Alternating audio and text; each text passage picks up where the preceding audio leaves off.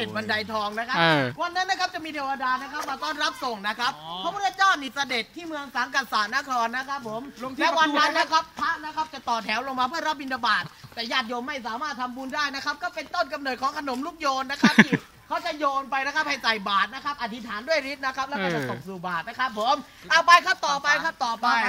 ต่อไปอาจารย์เฉลิมชัยนี่คืออะไรครับลูกทัวร์แต่ละคนนี่แบบว้าวอาจารย์เฉลิมชัยครับนี่คืออะไรครับนี่คืออะไรนั่นสิคืออะไรอันนี้คืออะไรคิดก่อนแกแต่งเรื่องนะท่านเรื่องเอาเรื่องจริงมันคืออะไรคืออะไรผมเห็นโคทาแล้วท่านโคทาเหรอ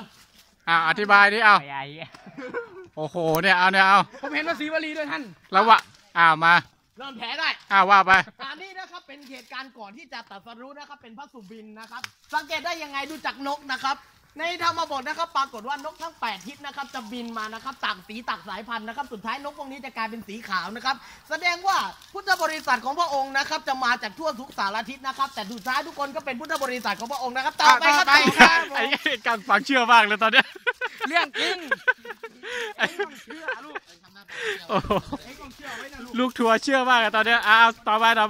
นี่ครับบ้านจริงครับคือบ้านเขาอยู่อินเดียครับอิงจากสายอินเดียของจริงเห็ดนายพานมีน้ำนี่อันนี้ก่อนนะมันอันนี้ไม่รู้นะไม่มีในศาสนาเนี่ยนี่กระจูอันนี้ครับต่อไปมาทำหน้าที่ดีกว่าหนีไม่พ้นตายไหนนะครับเป็นตอนที่พระพุทธเจ้าเจ้าชายสิทธัตถะนะครับเสด็จออกประพาสเมืองครั้งแรกนะครับเป็นการที่เสด็จออกจากเมืองกบิลพัสดุนะครับเพื่อที่มาทอดพระเนตรวิถีชีวิตของประชาชนนะครับในวันนั้นนะครับปรากฏเทวทูต4นะครับก็คือจริงๆแล้วไม่ใช่เท้าจตุโลกบาลนะครับแต่เป็นชั้นพรหมนะครับจำชื่อไม่ได้ครับผมขอโทษนะครับก็คือเสด็จลงมานะครับเพื่อมาเนรมิตนะครับเป็นคนแก่คนเจ็บคนตายนะครับแล้วก็สมณะนะครับ